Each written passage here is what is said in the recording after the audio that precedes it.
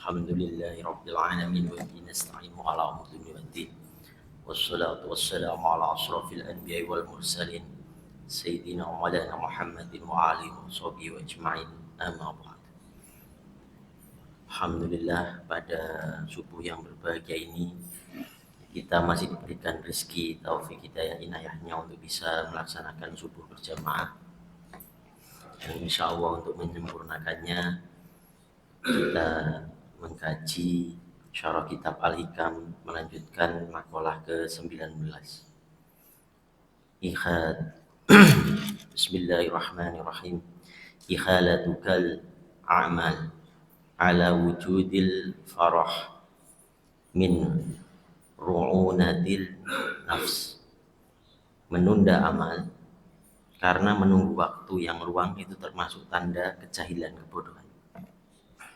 Jika seorang murid, kata Maridho, menunda-nunda amal yang bisa mendekatkannya kepada Allah Subhanahu wa taala karena merasa tidak memiliki waktu luang di sela-sela kesibukan dunianya, tindakan itu merupakan tanda kebodohan fil nafs atau dalam jiwanya. Jadi disebut bodoh karena ia telah menunda amal dengan menunggu waktu luang. Padahal bisa jadi alih-alih mendapatkan waktu luang untuk beramal ibadah, justru ajal yang menjemputnya tiba-tiba. Bisa jadi justru kesibukannya semakin bertambah karena kesibukan dunia pasti akan terus bertumpuk, sebab saling berkaitan. Maka bahkan andai kata ia mendapatkan waktu luang, tentu tekad atau himmahnya dan niatnya pun sudah melemah karena usia. Oleh karena itu sepatutnya ia segera bangkit melakukan amal-amal yang mendekatkan diri kepada Allah Subhanahu wa taala sebelum terlambat. Pepatah mengatakan waktu ibarat pedang, seperti halnya dalam Quran surat Al-Asr. Maka jika kau tidak menggunakannya, niscaya kau akan menebasmu. Nah, dalam makalah ini menjelaskan amal yang saling berkaitan. Dalam metodologi Islam itu ada diantaranya ulama, ada syariat, tarekat, hakikat, dan ma'rifat. Itu seperti dianalogikan kita ada sebuah handphone sekarang. Ada hardware-nya, ada software-nya, ada nomor yang bisa dihubungi, ada aplikasinya. Kalau hanya hardware-nya saja nggak bisa, software-nya saja juga nggak bisa. Ada nomornya nggak ada pulsanya juga nggak bisa. Nah, ini saling berkaitan. Maka ulama memecah metodologi seperti halnya misalnya tukang servis, ada yang spesialis hardware, ada yang software, ada yang khusus untuk aplikasinya dan lain-lain. Maka ulama diantaranya misalnya dalam satu bab thaharah misalnya, Al-Imam Al-Ghazali itu menjabarkan dalam Ihya Ulumuddin diantaranya thaharah itu secara bahasa itu meliputi zahir wal batin. Karena kalau penyucian atau pembersihan secara zahir itu disebutnya nadhifah. Kalau batin tazkiyah. Nah, kalau thaharah itu zahir wal batin. Nah, untuk mempelajari yang berkaitan dengan zahirnya atau kalau dalam HP tadi hardware-nya itu berkaitan dengan ilmu metodologi secara fikih. Jadi tata cara membasuhnya, tata cara posisinya, tangannya dari mana ke mana, atau membasuhnya seperti apa. Nah, berkaitan dengan kitab Syarah Al-Hikam ini itu lebih berkaitan dengan secara batiniah. Jadi fokus dari kenapa tadi disebutkan jika seseorang murid menunda-nunda amal yang berkaitan dengan amal itu mendekatkan kepada Allah Subhanahu wa taala, maka jangan ditunda-tunda. Artinya berarti ada amal yang tidak langsung berkaitan dengan Allah Subhanahu wa taala. Berkaitan dengan apa? Niat. Maka ada beberapa amal yang diniatkannya untuk kepentingan duniawi. Walaupun secara syariat, secara wujud hardware-nya itu ibadah ubudiyah kepada Allah Subhanahu wa taala. Maka ketika ada niat untuk mendekatkan diri hanya kepada Allah Subhanahu wa taala, maka jangan ditunda-tunda. Walaupun masanya mungkin masih muda. Karena ada istilah, mungkin kalau dulu orang tua bilang jangan terlalu wiridnya ketinggian, nanti stres. Nah, ada sisi-sisi di mana dikritisi oleh para ahli tasawuf, diantaranya apa? Asalkan dengan niat yang hak, yang benar untuk Allah Subhanahu wa taala, itu tidak akan terjadi. Kenapa terjadinya ada hal-hal muskil, masalah-masalah secara nafsiyah seperti itu? Biasanya orang-orang yang dengan hajat duniawi, yang dia zikir tanpa ilmu, akhirnya menimbulkan frustasi di dalam syarafnya. Bisa terjadi gangguan-gangguan secara mental. Itu sebetulnya masalahnya di situ. Selama itu sesuai syariat yang tuntunan baginda Rasulullah SAW, itu tidak akan menghasilkan efek-efek yang demikian. Nah, maka apa? Tidak perlu menunda-nunda amalan-amalan tersebut sampai usia sekian, nanti saya akan sekian wirid sekian kalau sudah sekian umurnya, atau saya akan mulai puasa sunnah Senin Kemis kalau sudah mulai umur sekian, atau saya akan mulai sedekah kalau nanti harta saya sekian. Nanti lama-lama nggak jadi-jadi. Nah, itu tanda kebodohan nafsnya. Kenapa disebut nafsnya? Karena jiwanya tidak segera mencari jalan untuk roji'un, roja'ah. Karena tujuan insan kamil dalam kitab Fima Fihi juga dijelaskan, diantaranya adalah apa? Ya menuju roja'ah, menemukan jalan pulang. Karena inna lillahi wa inna ilaihi roji'un. Kita ini sedang mencari jalan pulang. Pulang kemana? Jasad kembali ke tanah. Man arafa nafsahu faqad arafa rabbahu. Kenalilah dirimu sendiri, niscaya engkau kenal dengan Rabbmu, Allah, Tuhan. Maka setiap apa yang diciptakan Allah akan kembali kepadanya. Jasad akan kembali ke tanahnya. Nafsnya akan kembali ke hadirat Allah atau ruhnya, karena Allah tiupkan ruh di usia 4 bulan, akan kembali ke rohnya. Maka setiap orang hakikatnya itu merasa rindu kepadanya. Makanya insan itu al-insanu khata'un nasiyah, tempatnya salah dan lupa. Jadi ketika lahir, kita ini sebetulnya memegang secara ruhaniah adalah hasrat janji dengan Allah Subhanahu wa taala akan taat, akan syuhud menyaksikannya. Maka asyhadu an la ilaha illallah wa asyhadu anna muhammadar rasulullah, maknanya penyaksian, syuhud. Maka sudah berjanji dari mulai di rahim. Kalau tidak disumpah syahadat ya nggak bisa lahir. Maka ketika lahir itu sebetulnya kita sudah bersumpah. Makanya setiap anak bayi yang lahir posisi tangannya selalu menggenggam erat. Tapi rata-rata orang meninggal posisinya terlepas. Ini ada amanah yang terlepas, itu disimbolkan hakikatnya seperti itu. Maka orang-orang yang telah menemukan jalan pulangnya, inilah orang-orang yang kembali ke hadirat Allah. Maka disebut dialah yang bertakwa mutakin secara sempurna. Maka istilah untuk orang kafir yang disindir oleh dalam syair tanpa waton, diantaranya oleh almarhum Gus Dur, itu beliau ada syairnya berbunyi, kafir dewi nggak digatekke sering ngafirki marang liyane. Makna dari itu bukan kafir secara syariat tidak bersahadat, atau bukan secara orang itu tidak Islam secara KTP atau secara tidak sholat, tetapi apa, ada kata kafaro, kafir dari kata kafaro, tertutup dari pengamalan-pengamalan atau pengetahuan-pengetahuan harusnya kita mencintai Allah tapi mencintai selain Allah. Dalam kitab lain dijabarkan bahwa ada seorang ulama, diantaranya Syekh Abdul Qadir Al-Jailani, aku lebih suka menginjak-injak Tuhanmu agar kau mengenali Tuhanku. Maknanya apa?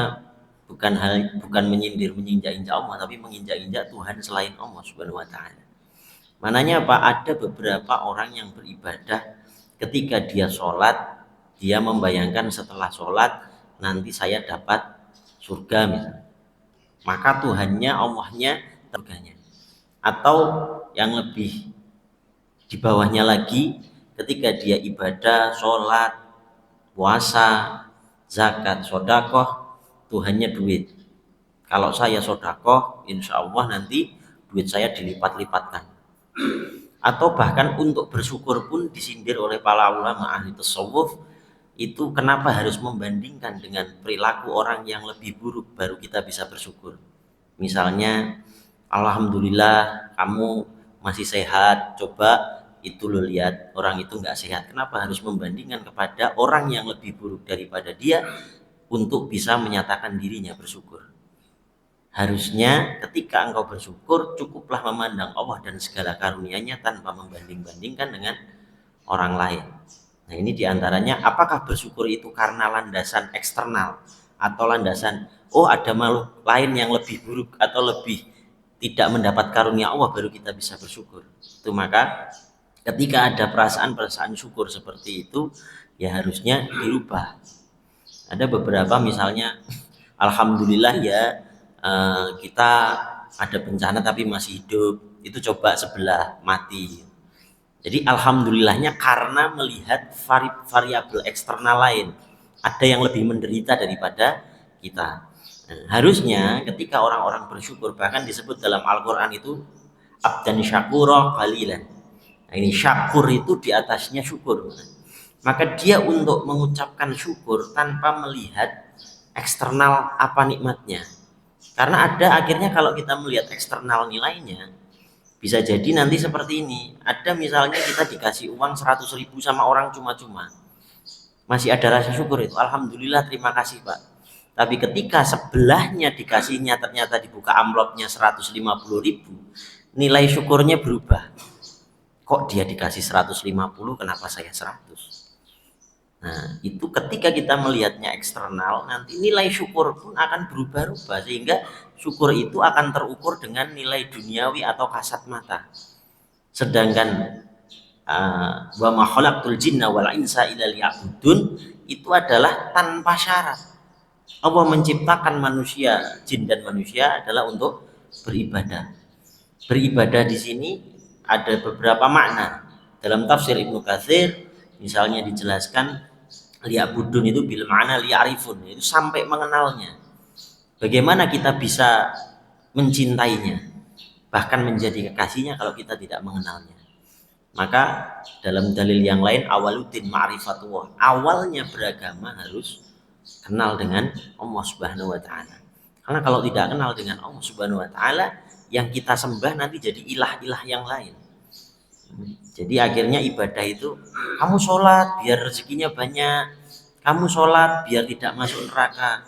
Jadi Allah tertutup oleh kosmetika ancaman maupun pahala yang dikaruniakannya. Sedangkan entitas Allah sendiri itu adalah mutlak yang harusnya dicintai dan diibadai. Kita menjadi abduhnya tanpa syarat. Karena di situ liya'budun itu Abdullah. Artinya apa? Tanpa syarat kita ini menjadi budaknya Allah, hambanya Allah. Yang namanya hamba itu berarti ketika dia beribadah tidak ada tawaran untuk syarat. Sekalipun Allah dengan maha pemurahnya memberi pahala, memberi karunia-Nya, memberi surganya, itu kemurahan Allah. Tapi bukan harapan kita. Harapan kita hanya untuk beribadah selesai. Seperti halnya misalnya budak disuruh kamu ngepel seluruh ruangan ini, itu nggak mikir nanti saya dibayar berapa karena statusnya budak. Beda dengan pekerja, ketika kamu disuruh ngepel satu ruangan, kira-kira nanti saya dapatnya kalau seharian 100.000, 150, ada bayangan itu. Ya meskipun dengan sifat Allah yang maha pemurah pasti diganjar dengan luar biasa karena rahmatnya. Tapi sudut pandang kita sebagai abduh, wa ma khalaqtul jinna wal insa illa liya'budun, itu harus terfokus kepada ketika kita ibadah, fokusnya adalah mendekatkan diri kepada Allah Subhanahu wa taala. Nah, itu alangkah bodohnya di dalam kitab ini disindir ketika niat itu tertunda-tunda. Jadi niat untuk menjalankan ibadah karena cintanya kepada Allah itu tertunda-tunda. Misalnya, wah saya kan masih muda, kalau wirid ya urusan dunia dulu aja. Oh saya masih usia segini, kalau saya puasa ya mungkin untuk lulus tes dulu aja, PNS misalnya. Oh saya kalau mau tirakatan sholat tahajud, sholat 5 waktu tidak putus berjamaah ya agar hidupnya senang. Itu ilah-ilah lain itu harus digeser. Karena apa?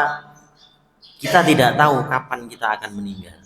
Maka sebaik-baiknya orang adalah ketika dia tahu jalan pulangnya atau jalan menuju Robnya. Maka inna ilaihi wa inna ilaihi roji'un. Roji'un roja'a itu kembali, dia kembali kepada Allah Subhanahu wa taala. Makanya seluruh alam semesta ini sebetulnya kenapa disebutnya janganlah mencari zatku dalam dalil. Tapi pelajarilah zat-zat makhlukku, niscaya semuanya kembali kepadaku. Maka kita bisa merenungi, introspeksi, lihat dengan afala ta'kunu ta'qilun la'alakum tatafakkarun ta'qilun, bagi kaum yang berpikir. Maka Quran itu, tafakur itu ujungnya ilmu.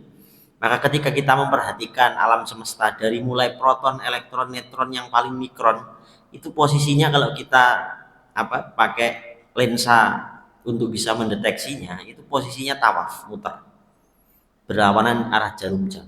Sampai ke entitas makhluk Allah yang diciptakan gede, yaitu planet, galaksi dan lain-lain, itu tawaf. Sifatnya mencari, darinya kembali ke dia. Innalillahi wa inna ilaihi rajiun. Al-awalu wal al-akhiru, dari dia kembali ke dia. Maka kita pun ya muqallibal qulub tsabit qulub ala dini, yang membolak-balikkan hati, muter. Jantung pun memompa, muter. Tawaf semuanya. Maka itulah yang membuat kita hidup. Maka kalau kita tidak melihat itu sebagai ilmunya Allah Subhanahu wa taala, maka hidupnya akan, kalau disindir dalam Quran surat Al-Maun, fawailul lil musallin an salatihim sahun. Orang-orang yang celaka dalam sholatnya. Kenapa sholat kok celaka? Karena lalai akan sholatnya. Maksudnya apa? Seperti halnya darah bertawaf, tapi ketika dia tawaf isinya hawa nafsu, tidak ada mengingat syuhud kepada Allah Subhanahu wa taala. Ketika mata digunakan, mata dianugerahi oleh Allah, diberikan untuk melihat, untuk belajar, untuk membaca tanda-tanda kekuasaan Allah, untuk mentafakuri kekuasaan Allah. Ternyata matanya untuk melihat yang haram. Terus telinga difungsikan untuk mendengar kajian, untuk mendengar pengajian, untuk mendengar ayat-ayat Allah, untuk memahami ayat-ayat Allah sebagai alat untuk mendengar as-sama'nya, yang ditajalikan dari sifat as-sama'nya. Yang maha mendengar, maka ditajalikan kepada makhluk-makhluknya, kita bisa mendengar. Alhamdulillah pagi ini misalnya bisa ada burung, kita bisa dengar begitu. Nah itu dinikmati dengan apa? Dengan cara ya disesuaikan dengan hal-hal yang halal. Atau tangan kita dipergunakan untuk kebaikan. Nah, apabila itu tidak difungsikan kepada sesuai fungsinya yang Allah ridhoi, maka akan dituntut saat kembali. Seperti halnya kita minjemin orang naik mobil, mobilnya ditabrakin, terus bensinnya nggak diisi, udah gitu belepotan, pas pulang ya dituntut untuk bisa kembali seperti semula. Ya harus dimasukkan bengkel. Kalau kita bengkelnya di dunia ya di tempat bengkel, kalau di akhirat bengkelnya neraka. Separah apa dosa itu, itulah yang akan direparasi di neraka. Itu neraka itu tanda-tanda Rahmanur Rahim Allah sebetulnya, kasih sayang Allah. Maka apa? Orang-orang ahli ma'rifat yang melihat itu, maka melihat segala sesuatu yang diciptakan Allah ini adalah sempurna atas dasar Bismillahirrahmanirrahim. Maka kata Sayyidina Ali, Al-Quran itu dirangkum semuanya itu ada di Al-Fatihah, Ummul Kitabnya. Setelah di Al-Fatihah disari lagi ada di Bismillahirrahmanirrahim. Nah, jadi segala sesuatu yang ada di alam semesta ini karena Ar-Rahmanir-Rahim, kasih sayang Allah. Hatta itu neraka. Maka orang-orang yang melihat sudut pandangnya sudah telah kembali kepada Allah Subhanahu wa taala, maka ketika dia sholat, dia akan fokus hanya kepada Allah Subhanahu wa taala. Sehingga akhirnya keluar dari sholat pun dia selalu melihat Allah dalam setiap sendi-sendi kehidupannya. Maka disebut asyhadu alla ilaha illallah. Aku bersaksi, aku melihat Allah dalam setiap sendi-sendi kehidupan. Ini disebut dalam Quran surat Ma'arij, as-sholatu da'im. Da'im itu seterus-terusnya, tidak putus. Makanya ketika Rasulullah SAW itu ditanya, mata anda tanam, kapan ya Rasulullah engkau tertidur? Dijawab, ana-anam fil ain wala anam fil qalbi. Aku terlelap di dalam mataku, tetapi qalbu tidak pernah tertidur. Nah ini yang contoh insan kamil dari baginda Rasulullah SAW, yaitu apa? Hatinya tidak pernah tertidur untuk ingat dan melihat Allah Subhanahu wa taala karena terlatih. Seperti halnya orang yang terlatih dia berbisnis terus, pokoknya ngitung duit terus. itu nanti bisa jadi ketika tidur aja dia mimpinya meeting. Atau orang yang hobinya apa gitu misalnya. Oh, hobinya anak-anak main layangan. Itu sampai ketiduran itu masih teriaknya kayak orang lagi lari-lari ngejar layangan. Kenapa? Karena sudah masuk ke dalam sanubarinya kecintaannya. Nah, dicontohkan misalnya ada satu riwayat Sayyidina Utsman itu tertidur. Ketika tidur itu didengerin sama khodimnya itu bunyi tak tak tak tak tak, apa ini tak tak tak tak. Dari jarak jauh dengernya cuma itu. Ketika deketin sampai telinga mendekat, ternyata dalam lidahnya itu bunyinya Allah, Allah, Allah. Posisinya tidur. Nah, ini orang-orang yang dicontohkan dalam salafus saleh, namanya orang-orang ahli syuhud, memandang Allah tanpa putus. Kalau dalam kitab disebutnya khalwah bil jalwah. Jadi bercinta di dalam keramaian. Jadi ketika kita nanti keluar dari masjid, terus bersosialisasi, ketika misalnya lagi jualan daging, lihat timbangan, ada niat setan keluar, bisikan setan, kurangi aja timbangannya. Tapi ketika orang-orang itu syuhud, maka dia melihat wailul lil mutaffifin, celakalah orang yang mengurangi timbangan, langsung jangan, harus adil. Terus lagi sosialisasi, lagi di jalan lagi, urusan lagi muamalah, ada mau korupsi, mau tekan kontrak. Di dalam hasrat nafsunya bilang nggak apa-apa, cuman 100 perak kali sekian lumayan. Tapi ketika di dalam hatinya ada syuhudnya melihat Allah Subhanahu wa taala, aku zalim, nanti Allah tidak ridho, Allah tidak cinta lagi sama saya, cinta Allah lebih mahal daripada 100 perak ini, ya jadi. Karena apa? Setiap sendi-sendi kehidupannya dia menyaksikan Allah ada bersamanya dan Allah tersambung. Lah ibarat HP tadi, koneksinya tidak di mode pesawat, tapi di mode aktif terus. Sehingga merasa bahwa dia selalu terkoneksi dengan Allah Subhanahu wa taala. Khawatir ketika dia dalam panggilan nanti pas diangkat tidak dijawab. Apa itu tidak dijawab? Ketika dia misalnya tadi sholat subuh, nanti dalam perjalanan subuh sampai ke zuhur ternyata di tengah-tengah jam 10 dia tekan kontrak korupsi, nanti di zuhur saat dia Allahu Akbar, Allah tidak terkoneksi. Akhirnya apa? Dia tidak bisa berbincang-bincang dengan Allah Subhanahu wa taala. Karena apa? Qalbunya terputus. Jadi akhirnya apa? Ibadahnya disebut fawailul lil musallin an salatihim sahun. Celakalah orang yang sholat itu. Sholat wujudnya, tetapi lalai dengan sholatnya. Sebab apa? Sholat mencegah perbuatan keji dan mungkar. Tetapi dia mungkar tadi jam 10. Sehingga siang pas duhur dia sholat Allahu Akbar, tetapi hatinya gersang. Allah tidak menembus sanubarinya, ibarat HP lost watt. Jadi nggak ada di teleponnya. Di telepon bunyi mengikuti panggilannya, tapi pas diangkat nggak ada suaranya. Kenapa? Sinyalnya terputus. Yang membuat sinyalnya terputus kita sendiri. Maka apa? Ketika disebut as-sholatu wusta dalam Quran surat Al-Baqarah 238, itu jagalah sholat wusta yang 5 waktu itu. Diantaranya kalau tafsir yang lain disebutkan lagi sholat asar. Kalau ulama tasawuf menyebutnya ya 5 waktu itulah wusta. Nah, di antara 5 waktu itu ada as-sholatu lidzikri di Quran surat Thaha. Itu lidzikrinya di mana? Dari zuhur sampai ke asar. Ada jeda, sholatlah sampai kamu ingat. Maka di jeda itulah kita menjaga. Maka disebutnya apa? Dalam Quran surat Ma'arij tadi disebutnya lagi as-sholatu da'im. Maka jeda-jeda itu tertutup dengan daimnya. Selalu syuhud melihat Allah Subhanahu wa taala. Maka disebut asyhadu an la ilaha illallah. Maka apa? Tidak bisa asyhadu an la ilaha illallah kecuali apa? Diperkenalkan Allah melalui Sayyidina Maulana Muhammadin sallallahu alaihi wasallam. Maka akan ketemu wa asyhadu anna Muhammadar Rasulullah.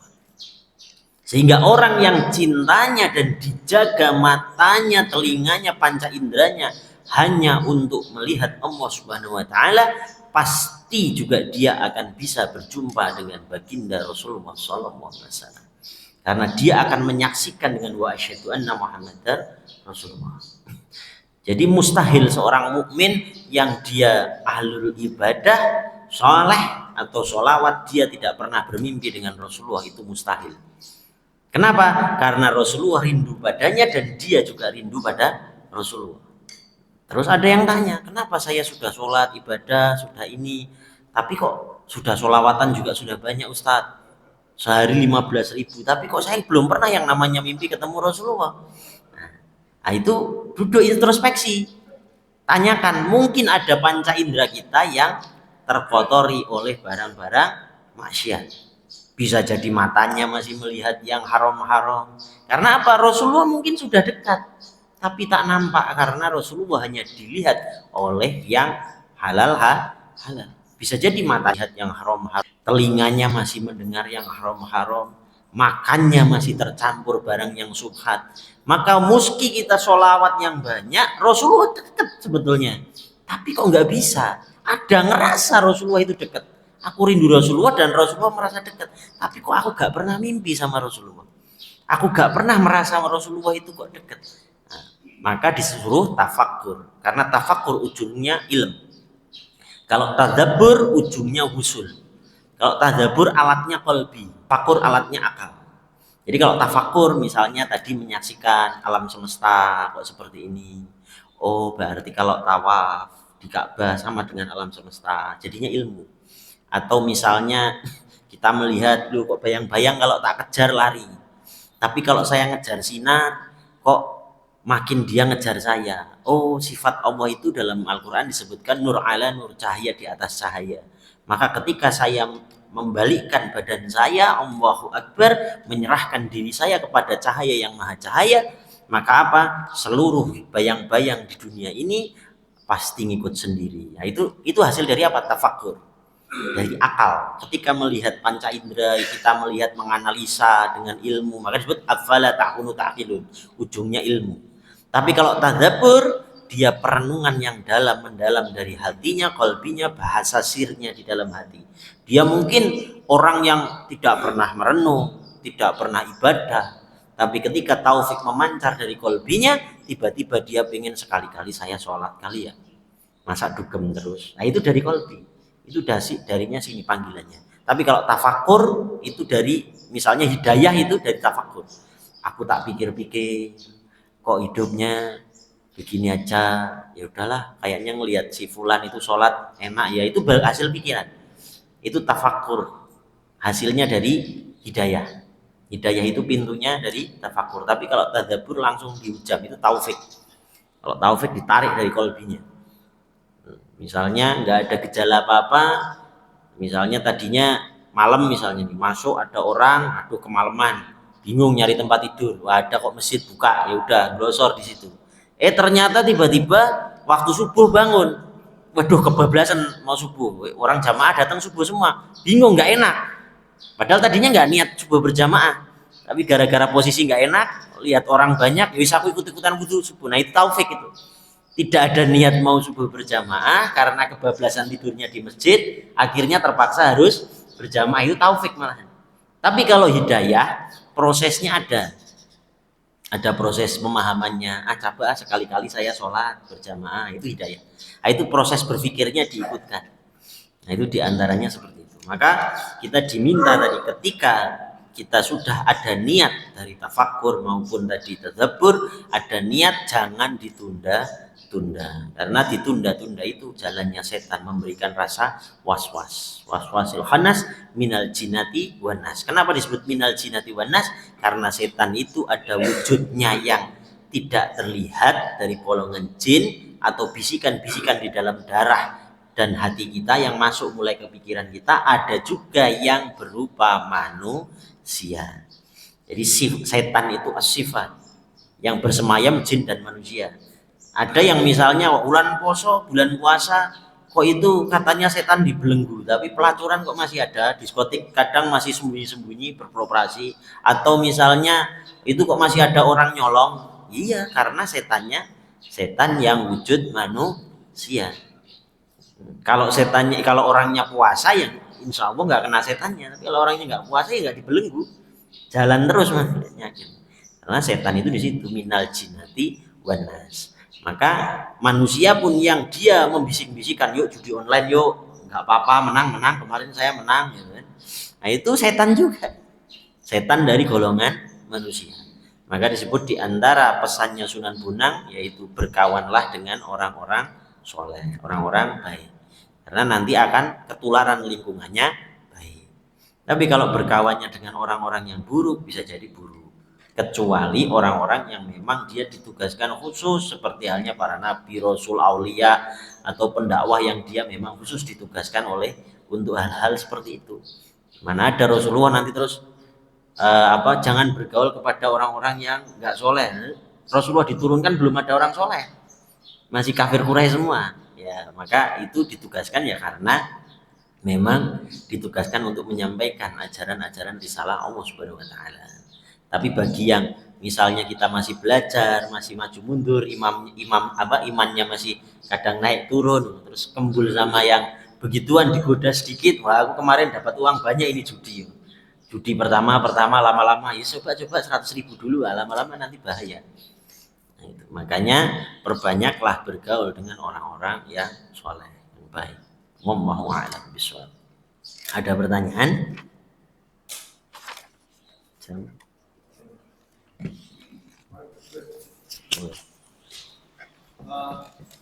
Menarik ya. Menariknya kan tadi apalagi kalau saya melihatnya kan intinya di ikhlas karena Allah, cuman kan ada proses yang saya lihat itu yang nggak gampang karena saya kan kayak syukur tadi kan kita harus fokus kepada internal sebenarnya, nggak perlu kepada eksternal. Apa yang Allah kasih adalah yang terbaik menurut Allah. Tapi kadang-kadang kan ya proses kita kan masih ketutup tadi itu kan. Nah dalam kita berinteraksi di dunia ini kan ya memang yang paling ideal sih kayak di masjid ini lah gambarnya. Kalau menurut saya nih kita ketemu orang baik-baik semua nih, jadi ruhnya itu dapat gitu. Tapi kan kita hidup yang baik kata Rasul itu kan bukan yang kita uzlah gitu, bukan. Jadi yang baik itu ya kayak ikan gitu, ikan yang hidup yang ada arus ya, arus kita ini bukan ikan yang kadang-kadang orang yang lagi belajar menuju jalan tadi itu kadang-kadang ya nggak sabar juga sih, ini kayaknya berat banget, akhirnya dia keluar. Saya kemarin baru ketemu seorang itu hari kemarin, dia begini, Pak, saya setahun lagi pensiun, saya sudah berhenti. Kenapa Pak Haji? Saya udah nggak kuat, kata dia. Dia keluar. Padahal kalau Pak Haji di situ 1 tahun orang baik, mungkin mudorotnya itu ketimbang diambil orang lain lebih gila, pada saya begitu. Nah ini kadang-kadang kan walaupun itu pilihan. Tapi saya melihatnya, keluar Pak Haji, saya udah nggak kuat, kata dia. Saya ketemu di satu nggak sengaja lah gitu ngobrol-ngobrol. Ternyata dia bilang saya udah nggak kuat Pak, kata dia. Bahkan anak saya kalau bisa nggak usah plat merah deh, kata dia, karena banyak remnya. Dia bilang gitu. Nah tapi kan ada yang tadi itu Rasul yang bilang itu lebih suka dengan yang gambaran saya gitu. Lebih baik ikan yang melawan arus tapi bisa hidup, walaupun memang ada resiko gitu. Jadi bagaimana tuh Gus? Ketika menimbang antara dua itu yang kita lagi belajar nih, biar nanti pada akhirnya kita tidak di hadapan Allah itu kita tidak salah lah gitu. Ya. Bismillahirrahmanirrahim. Allahu sami'un alim. Jadi salafus saleh ketika diantaranya para sahabat itu juga formatnya macam-macam. Ada yang dia disiksa, disetrika, digebuk sama kafir Quraisy kayak Sayyidina Bilal, tetap Allah, asyhadu an la ilaha illallah wa asyhadu anna Muhammadar Rasulullah, tetap Islamnya bertahan. Tapi ada salah satu sahabat yang dia ketika orang tuanya disiksa, terus akhirnya kalau tidak dia mengucapkan kalimat kemusyrikan, mengingkari Islam, maka dibunuh. Akhirnya dia sudah di titik saya harus mengucapkan itu untuk menyelamatkan. Nah, akhirnya dia mengucapkan kalimat kekafiran, mengingkari Islam. Tapi setelah dia selamat, dia datang ke Rasulullah nangis, ya Rasulullah, apakah Islamku sudah batal dengan itu? Apakah dengan begitu terus Islamku sudah batal? Lalu Rasulullah menjawab, karena kamu terpaksa, Allah menilai dengan hati. Hatimu masih beriman apa tidak? Aku masih beriman ya Rasulullah. Ya sudah. Artinya apa? Seperti halnya tadi contoh ikan. Ikan itu ketika dia masih hidup, walaupun dia di lautan, dia tidak asin. Tapi ketika dia sudah mati, kena garam sedikit dia langsung asin. Hati yang masih hidup atas dasarnya iman, dan dia lurus, tegak lurus, melihat syuhud kepada asyhadu an la ilaha illallah wa asyhadu anna muhammadar rasulullah, mau ditaruh dimanapun sebetulnya nggak ada masalah. Tapi dasarnya orang kan, Allah itu menuntut dalam Al-Quran itu bukan beribadalah bertakwanya sesempurnanya, enggak, tapi semampu. Artinya apa? Tiap orang kelasnya beda. Yang bisa ngukur siapa? Man arafa nafsahu faqad arafa rabbahu. Kenalilah dirimu sendiri, niscaya engkau kenal dengan Tuhanmu. Walaupun standar iman itu macam-macam. Ada iman jika kamu melihat kemungkaran maka dengan tanganmu rubah, lawan. Jika kamu tidak mampu ya dengan lisanmu. Kalau kamu tidak mampu lagi ya dengan hatimu mengingkarinya. Tapi di belakangnya ada selemah-lemahnya iman ya dengan hatimu. Tapi tidak disebut imannya batal. Tidak disebut itu salah langsung secara oh itu salah, enggak. Karena kondisionalnya yang tahu berarti dirinya sendiri. Mungkin tadi sahabatnya aku nek begini terus bisa jadi aku nggak kuat, malahan lebih baik aku keluar. Tapi ada yang oh nggak apa-apa, dilawan aja, ini sistemnya. Teriak pokoknya ini salah. Dengan akalnya diolah, wah ini harusnya dilaporkan aja ke BPK kayaknya. Misalnya wes dia langsung bikin koalisi macam-macam untuk bisa membatalkan kemungkaran, bagus, nggak apa-apa. Nah itu tergantung kekuatan masing-masing. Setiap orang ada yang dia bisa sekuat itu, bisa membuat koalisi untuk menegakkan keadilan, tapi tidak semuanya bisa sekuat itu. Akalnya nggak cukup untuk bisa itu, kemampuan finansialnya nggak cukup untuk bisa menegakkan. Ya wis, daripada begini terus aku yang keluar. Nah itu macam-macam orang bisa seperti itu. Maka apa? Man arafa nafsahu faqad arafa rabbahu. Kenalilah dirimu sendiri untuk mengukur dirimu sendiri. Karena sahabat pun macam-macam. Ada yang misalnya ketika Abu Dzar Al-Ghifari masuk Islam pertama kali, itu tanya, ya Rasulullah, agama Islam ini benar? Engkau Rasul, benar? Ya sudah, kenapa kita tidak teriak langsung, kita tidak dakwah terang-terangan, langsung lari ke tengah kafir Quraisy, asyhadu an la ilaha illallah wa asyhadu anna muhammadar rasulullah. Ayo saya mau gebukin, gebukin pingsan bangun lagi, asyhadu an la ilaha illallah wa asyhadu anna muhammadar rasulullah, gebukin lagi.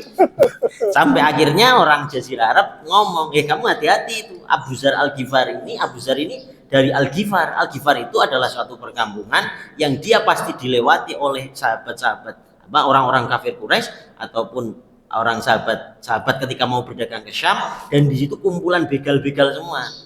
Nah, kalau kamu nanti mendolimi Abu Dzar Al-Ghifari dan tahu kalau dia sampai ada apa-apa, kamu pasti di sana hartanya dicegat dan macam-macam, kamu nggak bisa dagang. Baru berhenti itu kafir Quraisy. Artinya ada orang yang seperti itu, mati ya jangan seber. Gak apa-apa, yang penting benar agama itu, nah ya segitu. Tapi ada yang ya sembunyi-sembunyi dulu lah, gak apa-apa. Makanya fase pertama ketika misalnya sholat duhur, sholat asar itu kan di fase awal Islam, itu sir. Tapi ketika sudah turunnya ayat tentang misalnya sholat maghrib, sholat isya, sholat subuh, itu jahran. Karena Islam sudah mulai menyebar dengan kuat. Wallahu a'lam bishawab. Artinya yaitu tadi man arafa nafsahu faqad arafa rabbahu. Kenalilah dirimu sendiri. Kita ini kekuatannya seperti apa? Ada yang orang makanya dengan mengenali diri sendiri, ada orang misalnya seperti Mu'adz bin Jabal.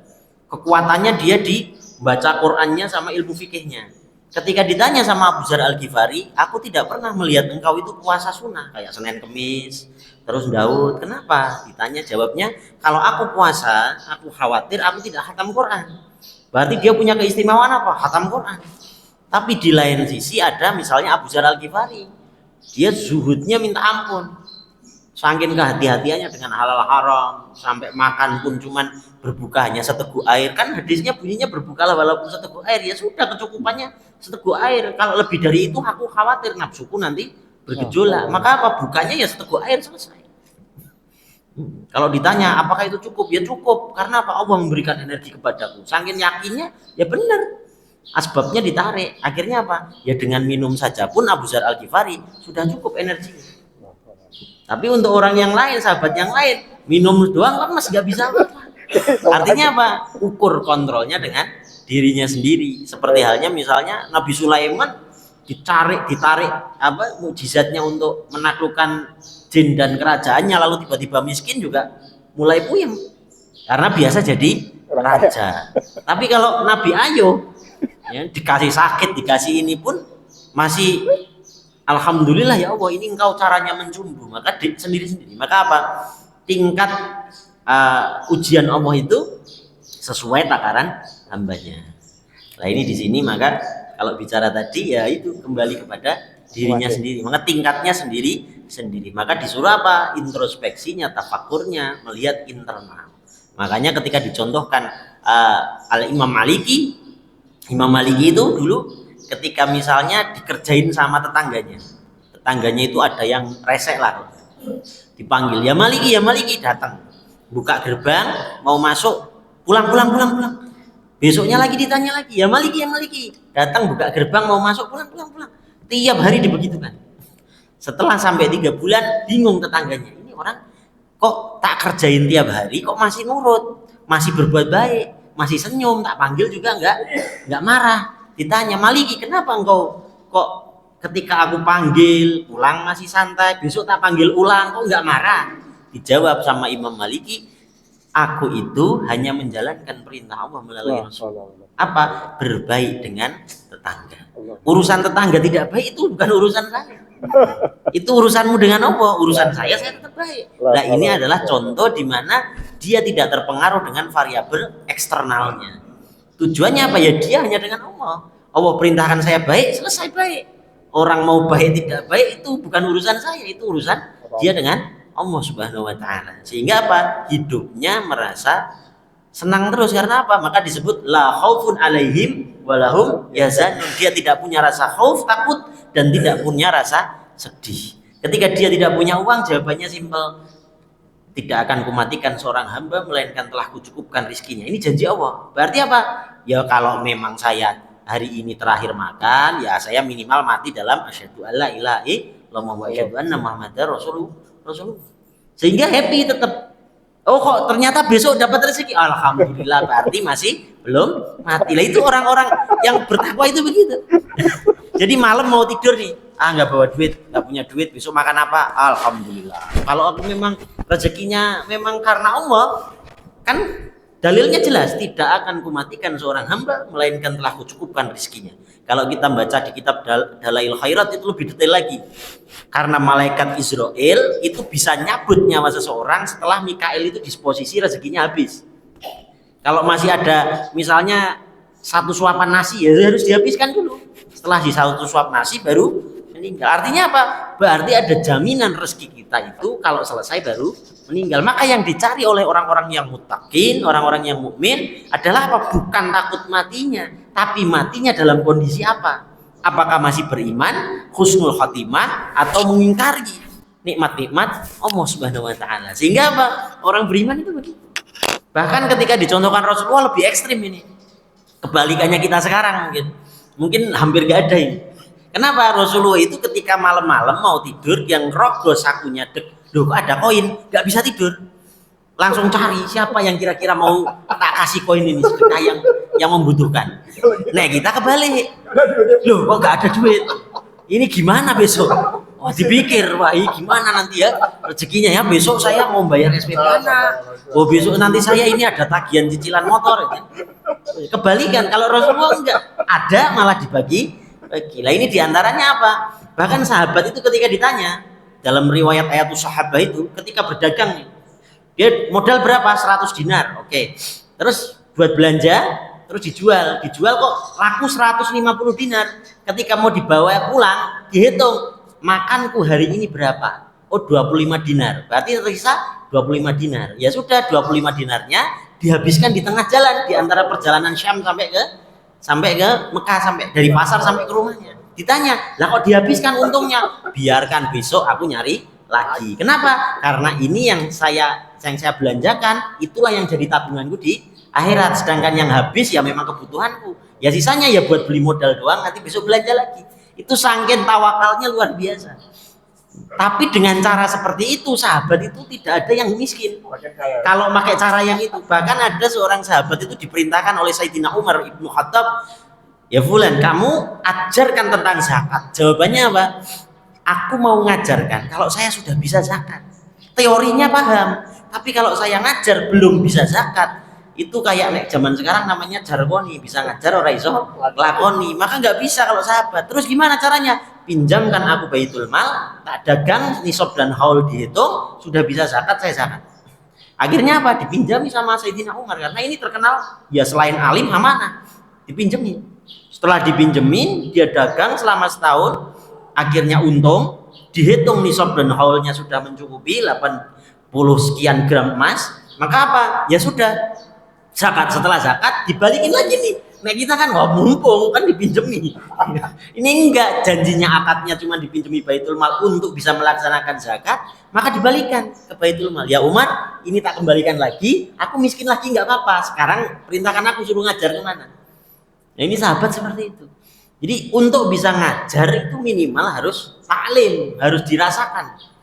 Bukan hanya, oh zakat begini, belum pernah zakat gimana? Kata sahabat, saya harus zakat dulu. Setelah zakat baru diperintahkan ngajar. Jadi nisab dan haul begini dijelaskan itu detail dengan rasanya, rasa mengeluarkan zakatnya seperti apa, kenikmatannya seperti apa, keindahan syukurnya seperti apa. Tidak hanya oh nisab haul begini keluarkan duit, enggak.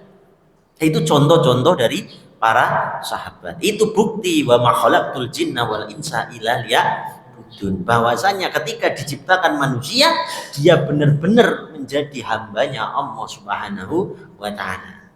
Maka orang yang menunda menuju kepada Allah Subhanahu wa taala di sini disebut jahil. Kebodohan dari qalbinya, hatinya, nafsnya untuk menuju kembali kepadanya. Karena tujuan mutlak manusia itu sebetulnya adalah itu. Jadi ma'rifat atau li'arifun atau li'abudun. Jadi tidak ada tujuan yang lain, mencari rezeki apa itu tuh sampingan-sampingan semua. Sebagai variasi kita nunggu subuh sampai duhur, bengong aja, udah ngaji, udah wirid, udah apa, ada tugas yang lain ya udah ke kantor. Jadi itu, jadi intinya itu sebetulnya adalah li'abudun. Bahkan ketika ke kantor pun diniatinya apa? Diniatinya karena perintah Allah di Quran surat Al-An'am, di Quran surat Jum'ah.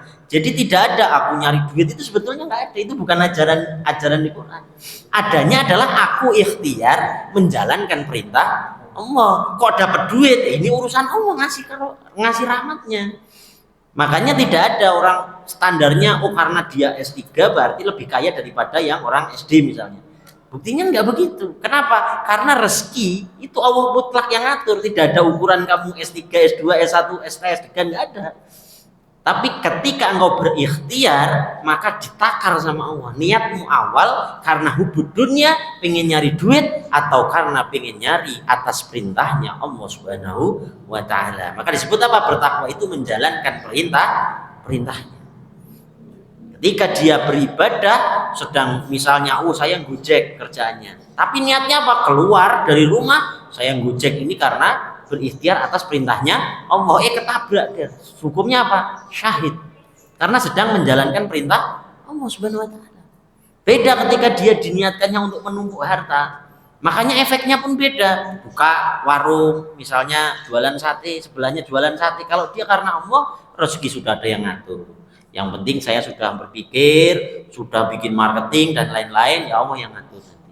Tapi kalau dia karena ubudunnya, karena cinta kan sebelah pesaing baru. Ini jangan-jangan kan begitu aja.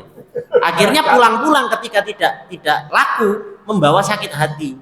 Piye sih aku tuh sudah sholat, aku sudah puasa nih, sudah tak wiriti. Kenapa daganganku nggak laku? Akhirnya menyalahkan Allah. Maka disebut apa? Di Quran surat Ar-Rahman. Nah, fa bi ayyala rabbikuma tukadziban. Nikmat mana lagi yang kau dustakan? Sudah tak kasih nikmat banyak, tak perintahkan, kenapa masih memikirkan selain aku?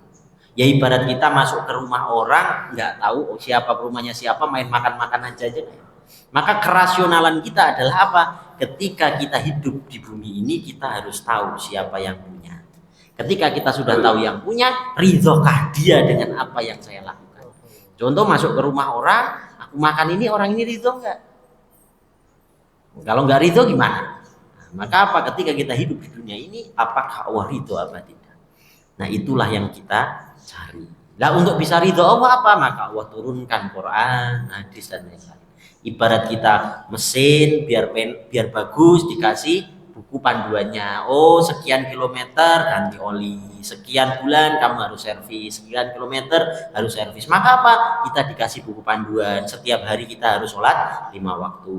Kita harus kalau bisa nanti puasa sunnah, maka lebih baik performanya. Seperti halnya mobil. Kalau tidak terawat, akhirnya nanti masuk bengkel. Kalau itu bengkel di dunia, kalau di akhirat bengkelnya neraka. Karena untuk bilahidin dan ngomong ala busur. Ada pertanyaan lain? Mungkin ini beda ya. Kami itu saltok dengan flyer yang ada, yaitu tahun 2017 Ustadz itu pergi ke sana Tanah Suci dengan jalan kaki. Boleh cerita sedikit nggak? Seperti apa? Ya, Bismillahirrahmanirrahim. Jadi saya ulang ya. Mungkin dulu yang ngaji dulu dari saya. Jadi dulu saya diperintahkan oleh salah satu guru saya, diantaranya yaitu Abu Ya Mufassir Mas Bandan. Jadi dalam Islam itu ada syarak, ada amr. Jadi kalau syarak itu misalnya sholat 5 waktu, terus puasa di bulan Ramadan, itu syarak masuknya. Ada amr. Amr itu misalnya kalau di zaman Wali Songo dulu Sunan Kalijogo itu tidak boleh belanja sebelum Sunan Bonang balik. Nah, ketika Sunan Kalijogo tidak belanja itu karena amarnya Sunan Bonang, perintah. Nah, maka saat itu kok Allah karena ridho dengan perintahnya Sunan Bonang, maka apa diangkat akalnya. Seperti halnya kejadian di Ashabul Kahfi ditidurkan. Nah, maka apa ketika diangkat akalnya, maka dia tidak mukallaf lagi karena syaratnya mukallaf dalam syarak adalah berakal dan balik. Maka penjelasan kenapa Sunan Kalijogo kok bisa bertahun-tahun nggak sholat itu gimana? Karena akalnya dicabut. Seperti halnya Ashabul Kahfi. Maka pada saat itu saya diberikan amr. Karena kalau secara syarak harusnya tidak boleh membebani badan. Jadi kalau misalnya ada yang gimana saya kalau mau ikut jalan kaki, kalau nggak ada yang perintah jangan. Mending ngumpul ke duit terbang. Saya pun sekarang kalau terbang ke sana umroh haji nggak bakal diulang lagi gitu. Tapi karena kebetulan dulu itu diperintahkan dalam posisi taklim. Jadi dalam belajar itu ada dua. Ada darosa dengan taklim. Kalau darosa itu definitif dari akal sampai leher. Maka orang yang daresnya kuat, dia pintar dalil dan pintar untuk menggunakan akalnya. Itu dares. Karena ajar namanya. Kalau dalam bahasa Indonesia ajar. Kalau taklim dari sini ke sini. Makanya sindiran Rasulullah dalam satu hadis diantaranya apa? Nanti di akhir zaman banyak para penghafal Quran tetapi tidak melebihi kerongkongannya. Bisa jadi dia pintar dalil, hafal Quran, tetapi karena tidak sampai ke kerongkongannya akhirnya tidak bisa dipraktekkan secara kolbinya menjadi akhlaknya. Nah, maka dalam kondisi itu saya ditaklim sama guru saya. Taklimnya apa? Misalnya berkaitan dengan tawakal. Contohnya, maka apa? Ketika kita berangkat ditugaskan itu tidak boleh bawa bekal. Karena apa? Di situ kan labbaik Allahumma labbaik. Aku memenuhi panggilanmu. Maka orang yang dipanggil, yang diundang, maka tidak menyiapkan sesuatu. Contohnya misalnya kita diundang ke acara resepsi, terus bawa makanan dari rumah, yang undang tersinggung. Nah, maka sama ketika diundang Allah sudah menyiapkan. Terus diuji lagi, iya karena butuh, iya karena stain, iya karena butuh itu tasjid. Berarti sungguh. Ya butuhnya hanya sama Allah Subhanahu wa taala. Maka tidak menyiapkan apa-apa. Wa mahyaya wa mamati lillahi rabbil alamin. Membuktikan bahwa ayat itu benar bukan hanya secara lisan. Sehingga apa? Ketika jalan tidak menyiapkan visa, tidak menyiapkan paspor, tapi tiba-tiba ketika apa? Buktikan wasta'inu bis-sabri was-shalah. Oh, saya lagi butuh nyebrang ke misalnya Myanmar. Gimana caranya ya? Ya Allah, gimana caranya? Bisabri was-shalah, sudah sabar, kita sholat. Ketika sholat, tapi sholat kok belum ada solusi sholat lagi. Sampai ada solusi, akhirnya tiba-tiba ada orang tanya, where you come from? I'm from Indonesia, ngobrol sebentar. Oh, kamu butuhnya ini berarti kita nggak bilang saya butuh visa. Oh, kamu berarti butuh visa kalau mau nyebrang ke depan. Boleh saya bantu? Saya kebetulan ada kenalan untuk ngurus visa misalnya seperti itu. Jadi akhirnya apa? Dibantu dengan cara Allah, bukan cara kita mengucapkan aku butuh ini ya. Nah, itu namanya dites, tapi ditesnya langsung di lapangan. Terus apalagi misalnya khauf, takut. Saya di Lampung dites, ya dulu nggak tahu nanti di jalan itu bagaimana. Nah, itu kurikulumnya taklim. Ketika di Lampung misalnya ditodong sekali, deg-degannya 10. Oh, kok selamat? Besok lagi todong lagi, deg-degannya jadi 9. Oh, besok lagi ditodong lagi, deg-degannya jadi 8. Lama-lama ditodong nggak ada deg-degan, biasa aja. Nah, itu artinya apa? Khaufnya jadi turun. Nah, itu didikannya kalau dalam syarah kitab Risalah Qusairi namanya khauf, ta'limul khauf, pendidikan takut. Itu dikala kita jalan. Bisa jadi Bapak Ibu sekalian juga kena, bisa. Contohnya ada yang khauf dengan debt collector misalnya. Kalau dia masih khauf dengan debt collector, ya utangnya susah untuk lunas. Tapi ketika dia sudah Allahu Akbar, dia sholat, khaufnya udah mulai terserah Allah. Aku wis pasrah. Aku serahkan diriku sama Allah. Hutang dan apa-apa aku salah, aku tobat, astagfirullahaladzim, mungkin gaya hidupku salah, mungkin cara ngelola keuanganku salah, istighfar, sholawat sama. Nanti tiba-tiba nanti selesai. Karena apa? Ternyata dalam pelajaran perjalanan itu, ketika hal itu sudah kita lewati dan rasa takutnya hilang dan hanya kepada Allah, solusi itu datang. Bahkan ketika saya setelah lewat dari Lampung dan sudah nggak ada rasa takut itu, nyari perampok nggak ketemu. Karena pas waktu sudah terakhir itu di daerah Ogan Komiring Ilir itu malah perampoknya yang tak tanya. Jadi tak panggil, bang, mau ngerampok ya? Kata lah, kamu tahu? Ya biasa langganan, modelnya 2 orang naik motor, 1 turun, itu biasanya bawa pistol gitu. Loh kok sama? Iya memang saya tadinya mau ngerampok, tapi saya curiga sama kamu malah banyak mau ngerampok. Akhirnya ngobrol. Kenapa bisa begitu? Karena ternyata seperti halnya hukum tadi kalau disebut tafakur, afala ta'kunu ta'qilun la'alakum tatafakkurun ta'qilun, itu apa? Seperti halnya bola basket kalau kita perhatikan. Ketika dia aksi reaksi. Kisah Rasulullah ketika Rasulullah dilempari dan Rasulullah tidak bereaksi dengan kebencian, maka Taif semua jadi muslim. Dan ketika kita bereaksi dengan orang yang kita mau berbuat jahat kepada kita, mau ngerampok, niatnya mau ngerampok, tapi respon kita tidak ada ketakutan, tidak ada kebencian, tidak apa, malah duduk bareng ngobrol biasa, malah kadang ngajak makan. Artinya apa? Ternyata ilmu Allah itu benar. Ayat itu jadinya bukan hanya teori. Nah, itu cara saya ketika belajar dengan Abu Ya Mufasir di Ciamas, Banten. Maka dengan proses taklim. Maka bedanya apa? Kalau dares, sabar adalah, ikhlas adalah. Kayak ini tadi, ini dares namanya. Kita begini tadi namanya dares. Baca kitab, dikasih pemahaman, syarah, ini namanya dares. Tapi kalau taruh taklim, ibu, bapak hidup sama orang sabar bertahun-tahun gitu. Melihat orang kok sabar, terus hidup lagi terus, ketularan tiba-tiba ibu sabar. Padahal nggak tahu sabar adalah, nggak tahu. Ibu atau bapak ketemu sama orang ikhlas, bapak saya itu ikhlas, dianiaya ikhlas, diutangi nggak disaur ikhlas, lama-lama ketularan sama bapaknya. Mungkin bisa jadi ibu jadi ikhlas nanti, diutangi apa ikhlas. Itu kenapa? Karena ketularan. Nah, itu namanya taklim. Itu kenapa Rasulullah menularkan hal-hal innama bu'itsu liutammima makarimal akhlak kepada para sahabat dengan cara taklim, cara makannya bareng, cara ngobrolnya bareng, jalannya bareng, lama-lama akhirnya sunnahnya ketemu para sahabat. Itu yang disebut taklim. Maka terangkatnya ilmu perlahan-lahan adalah ketika taklim itu mulai hilang.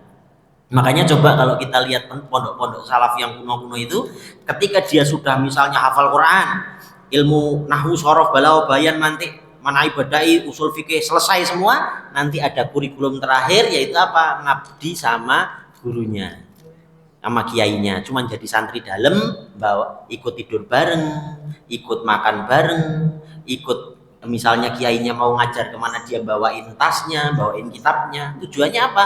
Ketika kiainya bangun jam 2, santrinya suka tidak suka, jam 1:30 sudah bangun, nyiapin sajadah, nyiapin sahurnya, makan bareng. Lama-lama ketika setahun dia berada di situ, maka ketika keluar balik ke rumah, dia suka tidak suka terbiasa bangun jam 2, akhirnya ikut sholat, terbiasa puasa. Tapi kalau cuma baca kitab saja, terus dibilang puasa sunnah itu bagus, nanti sholat malam itu bagus, dia disuruh bangun jam 2, mulet aja.